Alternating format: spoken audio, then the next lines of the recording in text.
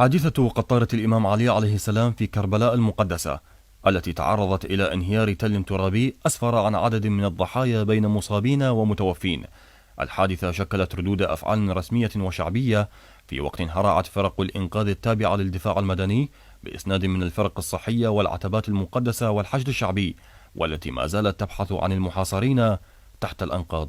مجموع المنقذين 30 فرقة قوامها 150 رجل دفاع مدني تواجدوا من يوم أمس وحتى هذا اليوم، وصلوا بالتتابع، لكن خلال 3 ساعات من الحادث اكتملت كل الآليات وكل عناصر الإنقاذ. لدينا 150 رجل إنقاذ ما زالوا يعملون بكل حرص وجدية. متواصل عمليات الإنقاذ، فرق الإنقاذ قبل الدفاع المدني وكذلك فريق الإخلاء والإنقاذ الطبي لتابع لجمعية الهلال الأحمر العراقي فرع كربلاء المقدسة.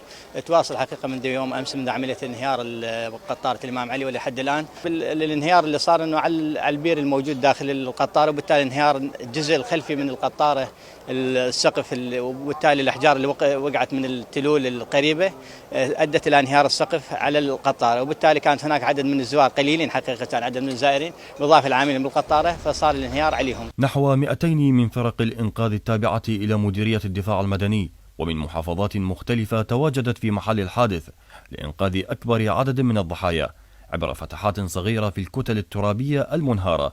ورغم الجهود المبذولة إلا أن الجهات المعنية أعلنت عن انتشال 4 جثث. باشر لواء 37 لواء صفين هيئة الحشد الشعبي المتمثلة بقيادة عمليات الفرات الأوسط بكافة جهوده اللوجستي والطبابة والجهد الهندسي، كما مبين أمامكم آليات اللواء من الشفلات وزائد الحفارات زائد اللوريات.